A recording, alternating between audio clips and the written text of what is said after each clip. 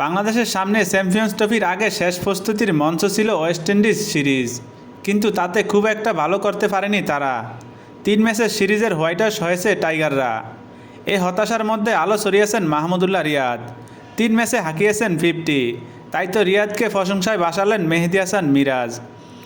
সবশেষ ম্যাচে বাংলাদেশ হেরেছে 321 রান করেও। এর আগে বাংলাদেশের বিপক্ষে এতদিনের সর্বোচ্চ 294 রান করে ওয়েস্ট ইন্ডিজ। সিরিজ শেষে বাংলাদেশের অধিনায়ক মেহেদী হাসান মিরাজ জানিয়েছেন নিজেদের উন্নতির জায়গা বুঝতে পারছেন তারা।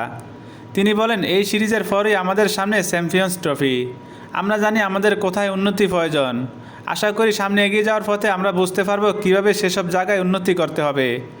বাংলাদেশ হোয়াইট ওয়াশ হলেও দুর্দান্ত খেলেছেন মাহমুদুল্লাহ রিয়াদ। 3 ম্যাচে অপরাজিত থেকে 196 রান করেছেন তিনি। সিরিজের শেষ ম্যাচে খেলেছেন 63 বলে অপরাজিত 84 রানের ইনিংস। এর মধ্যে ষষ্ঠ উইকেটে জাকের আলীকে নিয়ে গড়েছেন অবিচ্ছিন্ন 150 রানের জুটি। সিনিয়র এই ক্রিকেটারকে নিয়ে মিরাজ বলেন, মাহমুদুল্লাহ খুব ভালো করেছেন। সিরিজে 3টি 50 করেছেন তিনি, যা দলের জন্য খুব ভালো ব্যাপার।